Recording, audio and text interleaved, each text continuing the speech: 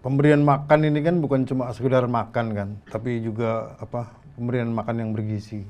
Ya enggak, ini kan bukan persoalan kenyang ya, persoalan kualitas gizinya. Anak-anak makannya seberapa sih? Kan nggak banyak.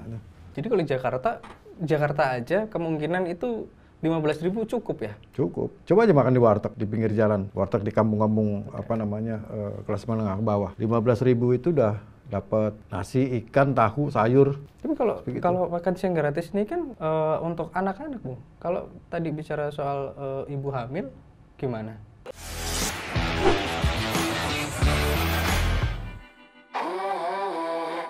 Pemirsa setia Gema Pos, isu tentang makan siang gratis ini sekarang lagi ramai.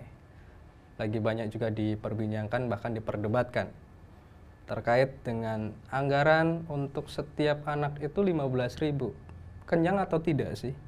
Terus kemudian gizinya mencukupi atau tidak kalau dengan anggaran 15.000. Lalu kemudian nanti distribusinya seperti apa? Nah, sekarang kita sudah bersama Bung Wiknyo. Beliau adalah Koordinator Nasional Tim 8 Relawan Jokowi Bergerak Bersama Prabowo. Apa kabar, Bung? Baik, berkat doamu. Ini udah kedua kalinya kita ngobrol, Bung, ya di sini, Bung, ya. Dan seru kalau kita sekarang lihat kondisi sekarang, Bung, terkait dengan kalau kemarin kita kan ngobrol soal food estate, programnya Pak Jokowi, tapi juga dikerjakan oleh Pak Prabowo. Dan hari ini kita ngobrolin tentang, ini langsung programnya Pak Prabowo ini, soal makan siang gratis, Bung. Janji kampanyenya Prabowo Gibran untuk Pilpres 2024. Yang katanya makan siang gratis ini salah satunya adalah untuk mengentaskan persoalan gizi di bangsa ini, gitu kan, pakai makan siang gratis. Tapi kemudian anggarannya tiap anak nanti untuk makan siang gratis itu kemarin sudah disimulasi juga 15.000. Kalau mungkin untuk daerah-daerah tertentu bisa jadi kan, tapi kalau untuk daerah kota kayaknya banyak yang bilang itu nggak cukup 15.000. Tapi kalau menurut Bung Wiknyo gimana tuh, Bung? 15.000 itu cukup atau enggak sih? Bikin kenyang atau enggak? Bergizi atau enggak? Ya, pemberian makan ini kan bukan cuma sekedar makan kan, tapi juga pemberian makan yang bergizi. Sebenarnya ini bukan barang baru, di negara-negara lain juga sudah puluhan tahun silam menjalankan ini. Kalau soal anggaran 15.000 cukup atau enggak, kemarin simulasi kita, hitungan kita ya belum simulasi sih. Hitungan kita itu bisa dapat nasi, ikan, tahu, dan sayur itu. Oke. Itu di daerah mana? Di Jakarta. Di Jakarta? Dan besok kita mau coba ini tanggal 8 mungkin sekalian ngundang podcast Gema Pos untuk hadir di Bekasi. Kita mau simulasi. Ya sebenarnya bukan simulasi sih, bukan uji coba, tapi memang itu kegiatan karitatif yang kebetulan ya sudah kita coba aja bikin makan siang untuk anak-anak TK. Cukup nggak sih sebenarnya 15.000? Kalau hitungan kita cukup, tapi besok kita tanggal 8 kita coba di Bekasi. Kita ngundang lah sekalian podcast ya, hadir ya. Ini tim 8 yang ada Bung, ya? Iya. Di Bekasi. Iya. Kemarin juga kan udah uji coba sama Pak Prabowo di Banten dan lain sebagainya. Dan kata Pak Menko juga bicara soal itu, Pak Erlangga, bahwa 15.000 ini pemirsa kalau ada yang belum tahu, ini ada 4 menu ya kalau tidak salah. Itu somai, terus kemudian ada karedok, sama 2 paket nasi. Paket nasi yang pertama itu adalah nanti berisi ayam goreng, terus kemudian perkedel, sayur capcay dan pisang. Terus nasi yang kedua itu semur telur, tempe goreng, terus kemudian tumis buncis, wortel sama pisang kan gitu. Kalau ngelihat dari komposisi ini, Bung Wiknyo, kalau bicara soal pengentasan persoalan gizi, kira-kira sudah pas atau belum ini? Ya bagus lah, lumayan lah. Mengingat angka stunting kita tinggi, 21% ya, itu di atas ambang batasnya WHO. Lalu kemudian gizi buruk kita juga tinggi, wastingnya tinggi itu, apa namanya, balita ya. Nah, itu sebagian besar kalau dalam penelitian saya baca di apa namanya, penelitian dari IPB, salah satu penyebab utama dari kekurangan gizi pada anak balita itu sejak apa namanya, janin dalam kandungan memang gizinya kurang memadai. Terus kedua juga kemarin Pak Prabowo ngomong soal 25% ya anak-anak di sekolah nggak sarapan. Hitungan dari bervariasi lah dengan hitungan beberapa lembaga ya, mungkin lebih dari itu. Lalu kemudian yang sarapan juga 40% lebih itu dengan kualitas yang rendah. Dalam kondisi seperti itu, dengan komposisi makanan yang sedemikian rupa ditawarkan itu sudah cukup bagus. Jadi 15.000 itu cukup? Cukup. Dan bisa mengenyangkan anak-anak? Ya enggak, ini kan bukan persoalan kenyang ya. Persoalan kualitas gizinya. Anak-anak makannya seberapa sih? Kan nggak banyak. Tapi yang penting kan kandungan gizinya ya, mineral, vitamin, protein dan lain sebagainya. Oke, ini 15.000 sudah termasuk susu atau belum? Saya belum hitung besok ya. Kita tanggal 8 itu kita hitung ya. Karena tanggal 8 itu kita bikin acara dapur umum, lalu kemudian makan bersama dengan anak-anak TK. Kelihatan nanti ada cukup gak dengan susunya. Jadi kalau nggak cukup ya tetap aja negara harus siapkan itu. Anggarannya lagi tambahan. Urusan mereka itu. Tapi Bung, dari 4 menu tadi yang saya sebutkan, itu juga yang disampaikan oleh kalau nggak salah Pak Erlangga ya, soal 4 menu itu. Itu sudah memang inisiasi dari Prabowo Gibran untuk 4 menu itu atau masih fleksibel sebenarnya? Ya kelihatannya mereka pasti sedang diskusikan lah. Itu wacana ya, karena sebagian beberapa kalangan berbeda-beda soal itu. Hitungannya berbeda-beda. Oke. Jadi kalau simulasi kemarin yang dilakukan itu sempat ada bilang justru malah ini ada adik kita, anak-anak kita malah sisa makanannya yang sempat simulasi kemarin. Jadi kita tuh pernah dulu di Jakarta ya, ada program PMTAS, pemberian makanan tambahan untuk anak sekolah. Itu terhenti karena COVID. Itu zaman dia gubernur Pak Anies. Kayak dengar-dengar sih kayaknya itu program titipan dari Pak Prabowo. Pak Prabowo juga. Itu jatuh ke anak rata-rata itu 8.000 sampai 9.000. Okay. Dan itu sudah cukup makan sayur dan 2 telur. Okay. Dan saya bayangin kalau 15.000 mungkin akan lebih dari itu. Jadi kalau Jakarta aja kemungkinan itu 15.000 cukup ya? Cukup. Coba aja makan di warteg di pinggir jalan. Warteg di kampung-kampung kelas menengah ke bawah. 15.000 itu udah dapat nasi, ikan, tahu, sayur. Bahkan mungkin kurang dari 15.000. Itu warteg ya? Warteg, jangan makan di restorannya. Oke. Nggak cukup segitu. Itu makan warteg. Kalau ini kan dimasak sendiri segala macam, pasti biaya akan lebih turun. Akan lebih rendah. Oke, jadi kalau bicara soal menu, ini memang kalau katanya akan bervariasi. Iya. Dan nggak melulu cuman telur, ikan, ayam gitu ya. Betul itu Bung ya? Iya. Apalagi ini anak-anak kan, terkait dengan anak-anak. Biasanya tampilan makanan juga kadang-kadang berpengaruh.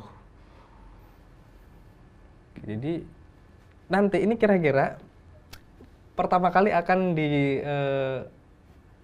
dilakukan untuk sekolah negeri? Saya belum tahu tuh soal itu, tapi apa namanya, pikiran kita, bayangan kita atau saran kita ya salah satunya itu sekolah negeri. Itu kalau sektoral ya. Nah, kalau teritorial nanti bicara soal apa daerah mana yang mesti didahulukan dan sebagainya. Kan nggak sekalian ujuk-ujuk keseluruhan apa namanya total kita apa pemerintah bruk dengan anggaran yang sekian itu. Sekali pukul seluruhan yang enggak lah. Jadi harus di apa ya pilot projectnya dulu gitu ya. Pilot project itu kemarin pilot project lah istilahnya. Di Jakarta dulu atau di daerah mana dulu Daerah kira-kira? yang gizi kurang. Gizi kurang. Yang jadi fokus Yang stuntingnya tinggi, daerah yang angka ibu hamil apa namanya ibu hamil yang kurang gizi dan sebagainya. Tapi kalau makan siang gratis ini kan untuk anak-anak, Bu. Kalau tadi bicara soal ibu hamil, gimana? Ya enggak, menurut penelitian dari apa namanya IPB itu dan WHO juga gizi buruk yang dialami oleh balita itu sebagian besar penyebabnya apa namanya sejak dalam kandungan kondisi ibu hamil yang tidak sehat, kurang asupan gizi dan lain sebagainya. Makanya harus dimulai pikir dari hulunya. Oh, berarti makan siang gratis ini harus nggak cuma untuk anak-anak? Enggak, harus dari hulunya. Dari masih ibu-ibu masih hamil? Iya, kan apa istilahnya juga 1000 hari HPK. Oh, hari pertama kehidupan. Jadi dari mulai janin itu ada sampai umur 2 tahun itu memang harus terpenuhi gizinya. Oke, jadi tapi kalau apa namanya ya tergantung pemerintah yang mau mana dulu ya, itu prioritas yang mungkin pemerintah nanti itu punya pertimbangan yang berbeda. Tapi teman-teman tim 8 mendorong untuk itu? Dari awal mesti, dari apa hulunya. Dari mulai janin itu sampai 2 tahun, lalu kemudian dilanjutkan nih balita sampai balita ya. Terus masuk pertumbuhan emas kedua itu setelah balita anak sekolah. Itu harus disiapkan makanannya? Sampai anak sekolah sampai SD itu paling nggak 50 juta tuh. Oke, rata-rata jumlah 50 juta anak tuh. Keseluruhan. Tapi anggarannya lumayan besar. Ya. Kalau dari ibu hamil sampai anak-anak SD aja itu hitungan kita 270 sampai 300 triliun dah. Tapi dianggarkan 400 sampai 500-an triliun. Sampai apa namanya? Usia sekolah sampai apa namanya? SMP dan SMA segala macam. Terus anggaran segitu dari mana ngambilnya? Pertama kami kalau rakyat ini kan nggak peduli. Nggak mau tahu dah. Pokoknya sediain aja mau anggaran dari mana segala macam, tapi hitung-hitung apa namanya harus ada peningkatan PDB, itu pasti kan. Terus kemudian dari dana apa makan siang gratis itu kan akan return karena pasti meningkat ini UMKM segala macam. Lalu kemudian industri nasional hilirisasi juga kan bisa menambah pendapatan non pajak. Banyaklah apa pos-pos yang bisa ditingkatkan untuk menambah PDB. Oh, jadi nggak apa ya kayak retail ya, kayak penyedia susu, terus kemudian kayak apa namanya petani sayur, petani pedaging gitu. Iya sih. Banyak UMKM itu, peternak susu yang menengah dan kecil. Tapi kan nggak semuanya punya daerah punya itu. Iya, memang. Terus gimana cara memenuhi daerah yang lain kalau misal di sana nggak ada apa namanya, nggak ada misal yang memproduksi susu segar gitu, atau jauh dari laut gitu kan, misal kalau kebutuhan untuk ikan gitu. Ya digalakan apa namanya UMKM ini.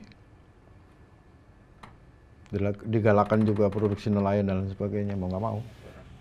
Ya, kalau India itu tahun 1995, 2001 diputuskan sebagai kebijakan nasional oleh Mahkamah Konstitusi India. Pada saat itu impor susu, tapi sekarang India itu jadi salah satu eksportir terbesar susu, UMKM itu. Dan kan kita mau program ini bisa mendorong UMKM menggeliat, bertumbuh dan lain sebagainya. Sumbangannya besar loh UMKM itu 60% kan buat PDB itu. Oke, jadi semuanya nanti produk apa yang dibutuhkan untuk makan siang gratis termasuk susu itu diambil semua dari UMKM sekitar. Dan juga kalau food estate jalan juga dari food estate segala macam.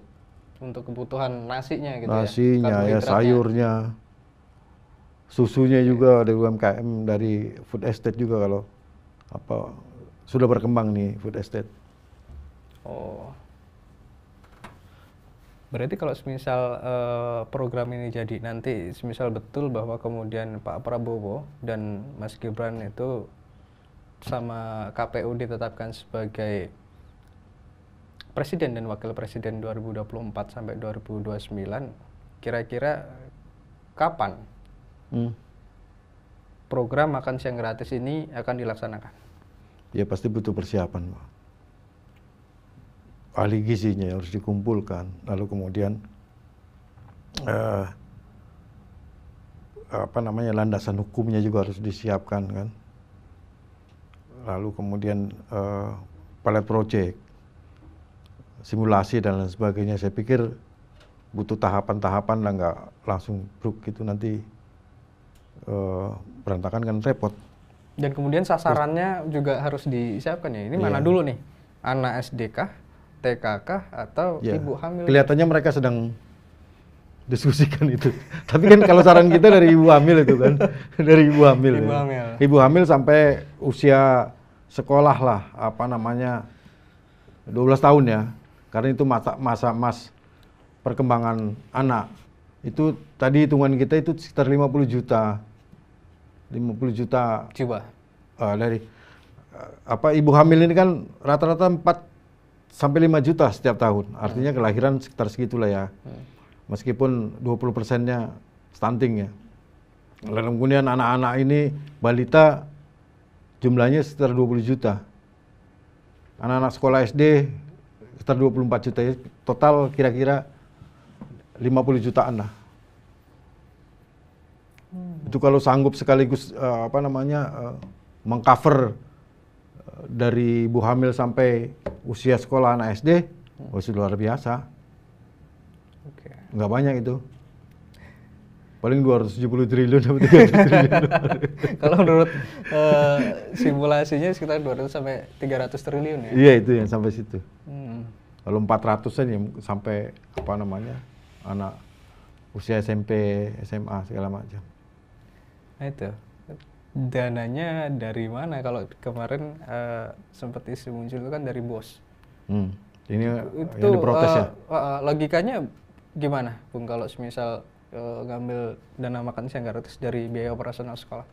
Biaya operasional sekolah itu kan hitung aja per anak berapa. Saya nggak tahu sekarang ini per anak berapa.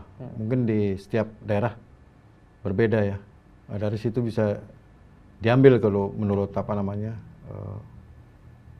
Erlangga ya kalau nggak salah ya. Bisa aja. Asal jangan bikin gejolak aja. Asal bener juga kan, bener untuk makan siang kan? Makan siang. Si harus rela-rela anak nih dananya diambil untuk makan siang sendiri. Oke. Iya. Tapi emang kayaknya ditunggu nih sama ibu-ibu kan biasanya. Tapi kayaknya ini kan pasti sedang dibicarakan karena belum ada keputusan. KPU juga memutuskan segala macam. Berarti memang belum ada keputusan. Nanti setelah KPU menyatakan Pak Prabowo Presiden RI segala macam, ya sudah, itu mungkin sudah mulai mengkerucut arahnya. Kalau sekarang sih masih wacana. Ada yang bilang dari BOS, dari ini, kayak kalau kami sendiri ya ya tingkatkan PDB. Tapi timnya sudah ada? Atau Saya nggak udah tahu. bayangannya udah dibentuk belum soal tim ini untuk makan siang gratis nih? Nih yang ngelola nanti untuk makan siang gratis, fokus untuk menjalankan program makan siang gratis nih timnya nih gitu. Sudah ada belum? Saya rasa ada kali ya. Entah nanti dijalankan oleh kementerian apa segala macam ya, kita nggak tahu. Tapi lagi-lagi Bung, kalau misal kita bicara soal tadi siapa yang berhak mendapatkan makan siang gratis, ya kalau di sekolah kita bisa bekerja sama komite sekolah kan untuk anak-anak untuk distribusinya. Tapi kemudian kalau bicara soal ibu hamil dan kemudian balita seperti yang Bung sampaikan, ini yang kita dorong dulu karena harus menyelesaikan stunting dari akarnya. Datanya dari mana? Siapa yang berhak untuk mendapatkan makan siang gratis dan susu ini untuk meningkatkan mereka? Karena kan kita tahu juga persoalan data BPS, data kependudukan itu bahkan data KPU kemarin untuk pemilu aja ada perbedaan gitu di sana, Pak. Kayaknya mesti bikin perlu bikin tim khusus untuk pendataan ini ya. Yang khusus untuk bagian dari program makan siang ini kan bisa mobilisasi pendamping desa, bisa mobilisasi penyuluh pertanian, kepala-kepala desa segala macam kan bisa diorganisir mobilisasi untuk menyediakan data yang lebih akurat. Jadi nggak resource-nya banyak kita tuh. Dari Kemenkes ya, Kementerian Desa itu bisa dipakai untuk mendata siapa kemudian ini ibu hamil yang bisa mendapatkan dari BKKBN segala macam, Posyandu segala macam kayaknya kita banyak resources untuk digunakan menyerap data seberapa besar sih ibu hamil yang butuh untuk asupan gizi,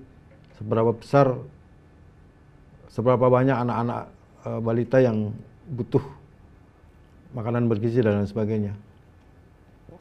Tapi lagi-lagi dengan anggaran 15.000. Ya, kalau kurang ya tambah aja lah. Kalau dalam analisa nanti perkembangannya ternyata kurang, bisa ditambah? Ya bisa lah, kenapa enggak? Oke. Ini Indonesia emas, cita-cita hampir seluruh rakyat Indonesia nih. Indonesia emas. Salah satu goalnya kan SDM unggul. Nah SDM unggul ini kalau nggak sehat, nggak cerdas, gimana? Mau nggak mau ini jadi salah satu program prioritas pemberian makanan bergizi itu. Agar 10 tahun ke depan, 15 tahun ke depan itu kita bayangin nggak? Anak-anak kita itu bisa merajai Olimpiade matematika, fisika dan sebagainya. Atlet-atlet kita bisa tinggi besar. Anak-anak muda kita bisa inovasi teknologi karena kecerdasannya dan sebagainya. Tapi kalau tidak ada program untuk pemberian asupan gizi kepada anak-anak ini, tadi angka stunting kita tinggi, angka gizi buruk kita juga cukup tinggi meskipun menurun ya. Angka kelahiran, kematian bayi tinggi. Nah kalau ini program ini nggak dijalankan dan didiamkan masyarakat seperti ini nggak akan sulit sekali untuk kecapai nih Indonesia emas dengan SDM yang unggul. Karena anak-anak dengan kurang gizi di kemudian hari itu punya gangguan banyak, gangguan penyakit yang non menular ya. Lalu kemudian gangguan menyerap apa yang dia baca, gangguan otak dan lain sebagainya. Sudah banyak penelitian soal itu. Kalau ini nggak dimulai, ini akan sulit mencapai apa yang dicita-citakan dengan Indonesia Emas SDM yang unggul. Kira-kira gitu, Bung. Jadi berarti memang target Indonesia Mas 2045 dengan mulai dari pemberian gizi untuk anak-anak. Tapi sebenarnya Bung, soal penelitian seberapa pengaruh sih memberikan makan siang yang bergizi kepada kecerdasan kepada ibu hamil atau kepada anak-anak terhadap proses itu gitu. Iya. Kan ada yang bilang ini gen yang lebih menentukan. Kayaknya sudah banyak penelitian dan soal itu yang menyatakan bahwa gen bukan salah satu penyebab dari apa sih tadi yang dibilang anak-anak ini cerdas atau enggak, sehat atau enggak segala macam, tapi lebih banyak kan di soal apa yang dia konsumsi. Dan itu sudah banyak penelitiannya, salah satunya ya yang dari IPB itu, lalu kemudian ada dari pernyataan guru besar Fakultas Kedokteran UI ya, salah satunya soal salah satu penyebab utama dari anak kurang gizi adalah semenjak dari ibu hamil ini nggak terasup dengan konsumsi makanan yang sehat dan bergizi. Salah satu penyebab utamanya. Tapi iya, dan kemudian 15.000 ini banyak yang menyaksikan juga Bung, bahwa itu akan mampu memenuhi kebutuhan gizi anak-anak itu. Iya, ya, banyak yang menyaksikan ya, meskipun kita hitung ini sebenarnya cukup, tapi saya pikir kalau dapat apa nih 15.000 nih gitu kan, ini kalau kurang ya ditambah. Kalau kurang ditambah gitu. Coba kita lihat simulasinya lah nantilah. Tapi ya kemarin simulasi Pak Prabowo bilang cukup. Pak Prabowo sendiri bilang cukup. Memang. Tapi kemudian ini kemarin ada gejolak juga Bung. Ada perdebatan juga bagaimana kemudian program makan siang gratis ini kan akan dilaksanakan oleh Presiden dan Wakil Presiden ketika terpilih di 2024 ini. Sedangkan sekarang belum ditetapkan. Tapi Menko sudah melakukan simulasi gitu. Ya nggak apa-apa. Itu nggak bahkan dalam beberapa pernyataan menteri yang melakukan rapat terbatas dengan Presiden bicara tanggal 26 kemarin itu ada pembahasan terkait dengan alokasi anggaran untuk makan siang gratis. Menurut Prof Mahfud itu nggak elok karena belum Prabowo Gibran belum menang, KPU belum memutuskan itu. Itu gimana Bu? Ya itu bagian dari kan keberlanjutan. Keberlanjutannya pemerintah sekarang juga kan paling nggak bertanggung jawab untuk menyediakan sarana prasarana agar pemerintah selanjutnya lebih mudah untuk menjalankannya kan. Itu yang disebut dengan salah satunya disebut dengan keberlanjutan. Mungkin nggak ada masalah lah soal itu. Masalah itu Pak Prabowo belum dilatih, belum ditetapkan KPU menang gitu. Tapi kok sudah ada pembahasan soal programnya dia gitu. Ini yang banyak dipersoalkan. Yeah. Bahkan sampai porsi anggaran untuk tahun 2025 sudah katanya itu menurut beberapa menteri sudah diobrolkan terkait itu. Mungkin memang belum rigid sih ya. Tapi sudah ada wacana bahwa membahas ada bahasan terkait dengan makan siang gratis. Nggak elok. Atau mungkin pemerintah mau bikin mulai dari sekarang, pemerintahan sekarang. Atau mau mulai dari sekarang ya? Mulai dari sekarang. Padahal kan programnya Prabowo Gibran kan gitu.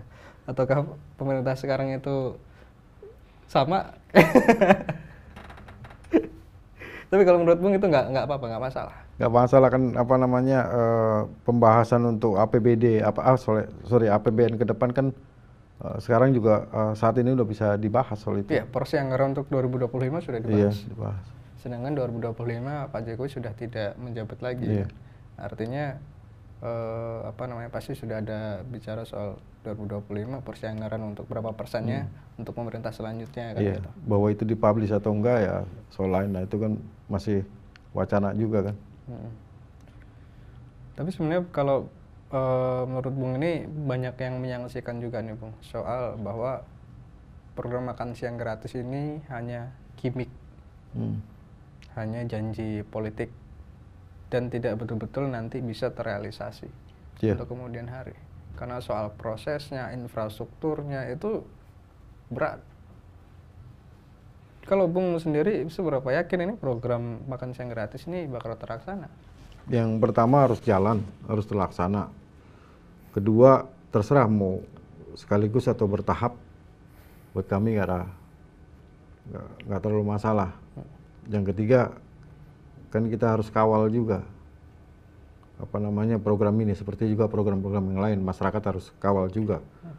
Terus ya, yang keempat memang tidak mudah, makanya hadiahnya itu Indonesia Emas. Kalau mudah, sepeda hadiahnya. Tapi kelima kan negara-negara lain sudah melakukannya. Bahkan di Finlandia itu kan malah jadi kurikulum. Oh, Finlandia itu sebagai salah satu negara terbaik dalam pendidikan. Sejak 1948 tuh, Finlandia itu melakukan menjalankan program makan meals for school ya, school meals lah, ya kayak gitulah. Udah sejak 1948. Jepang itu 1989 udah mulai. India 1995. Yang meskipun ditetapkan di MK sebagai kebijakan nasional itu tahun 2001. Di kita juga kan pernah lakukan itu di Pemda DKI. Pemprov DKI sebelum Covid itu. Meskipun nggak semua sekolah. Kira sekolah-sekolah tertentu yang menjalankan PMTAS. Pemberian makanan tambahan untuk anak sekolah. Kan sudah dilakukan itu. Itu bisa jadi tanda kutip simulasi kan. Contoh yang pernah dilakukan. Dengan anggaran yang mungkin waktu itu nggak 15.000. Jatuh ke anak tuh di bawah 10.000. Masih bisa dilakukan. Iya, jadi kenapa enggak? Memang ada contohnya di DKI, Bung. Tapi kalau untuk seluruh rakyat Indonesia, seluruh untuk ibu hamil, anak balita, sama anak sekolah, usia mungkin 12 tahun, seberapa yakin ini bakal terlaksana? Ya, syukur-syukur bisa dimulai oleh pemprov yang terpilih nanti di pilkada. Kenapa enggak kan? Atau bupati-bupati yang terpilih di pilkada. Dimulai dari situ juga nggak masalah. Atau kerjasama dengan ini orang awam melihatnya ya kerjasama ya pemerintah pusat dengan pemerintah daerah segala macam.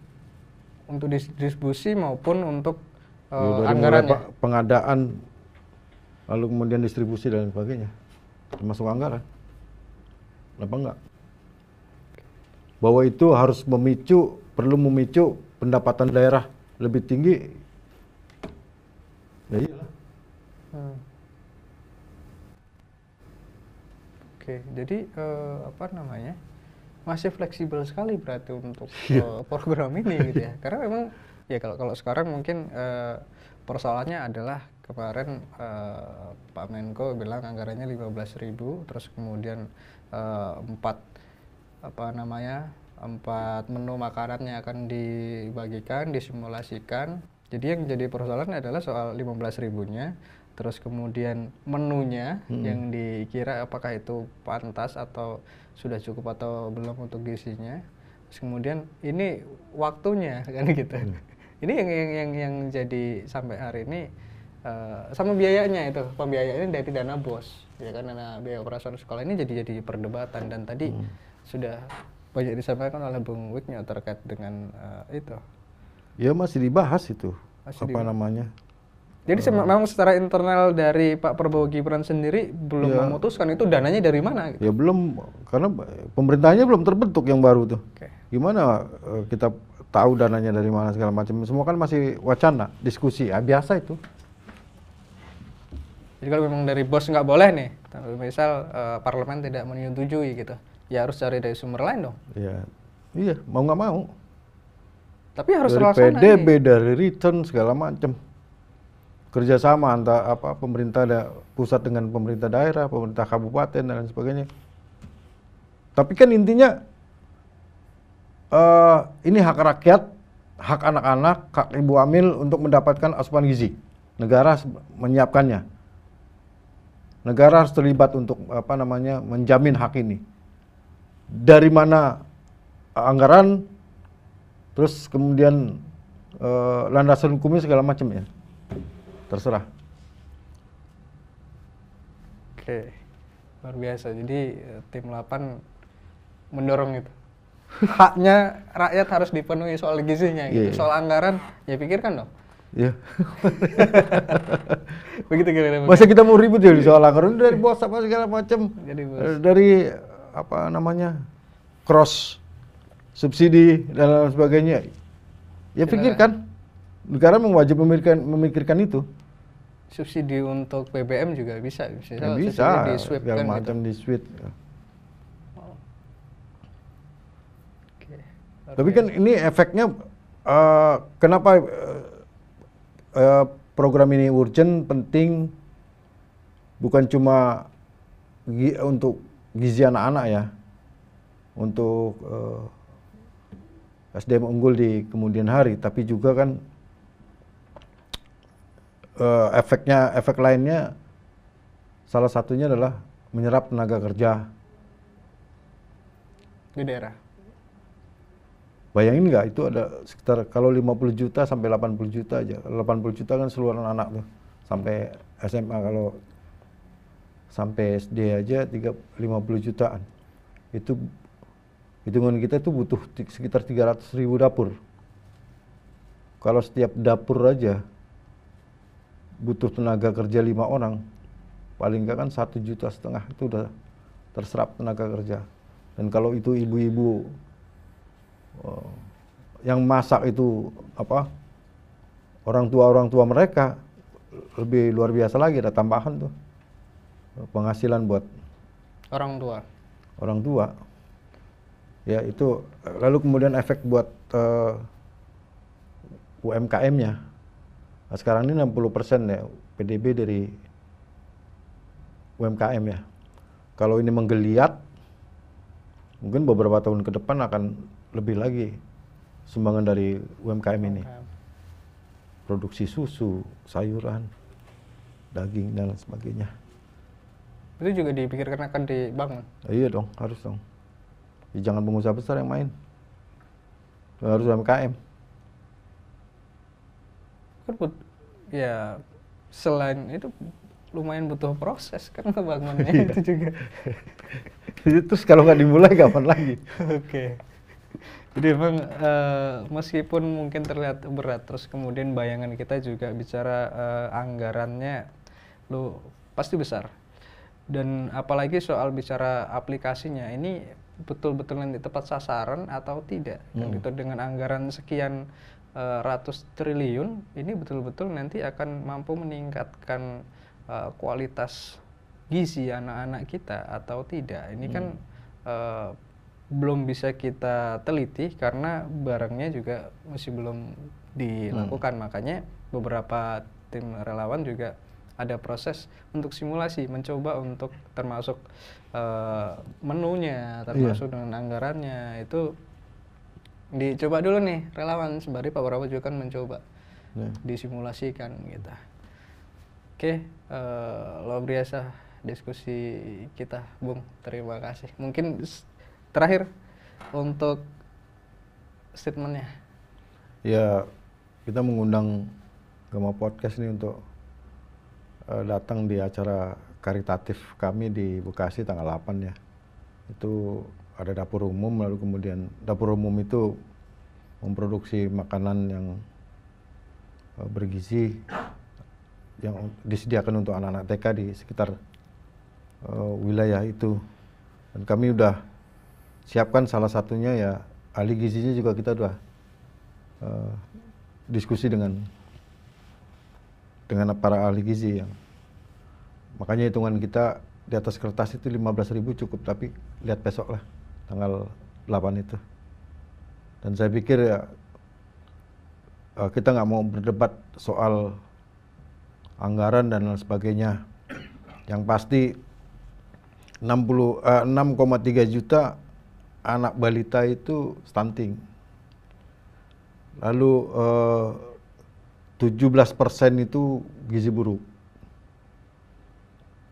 60% anak-anak kita yang berangkat sekolah itu tanpa sarapan. Dari yang sarapan itu 40% lebih dengan kualitas rendah. Ini yang saya pikir penting agar hak mereka terpenuhi sehingga di Indonesia Emas bisa tercapai. Kita nggak mau ribut soal tampilan menunya, anggarannya dan sebagainya. Saya pikir itu aja, Bung Riki. Terima kasih atas undangannya. Juga lupa kita undang juga. Terima kasih Bung Wiknyo. Nanti pasti kita diskusi lagi nih, harus diskusi lagi karena pasti banyak tema yang bisa kita diskusikan nanti. Jangan kapok-kapok ke Gemapos. Siap. Thank you. Terima kasih sekali lagi Bung Wiknyo. Pemirsa setia Gemapos, berikut tadi diskusi kita dengan Bung Wiknyo terkait dengan program makan siang gratis. Ternyata kalau menurut Bung Wiknyo 15.000 harus disimulasikan, tapi menurut perhitungan awal itu cukup untuk memenuhi kebutuhan gizi anak-anak kita. Tapi kemudian ke depan seperti apa program makan siang gratis ini direalisasikan, kita tunggu saja nanti. Jangan lupa terus tonton podcast Gemapos. Jangan lupa juga like, komen, dan subscribe. Terima kasih. Sampai jumpa.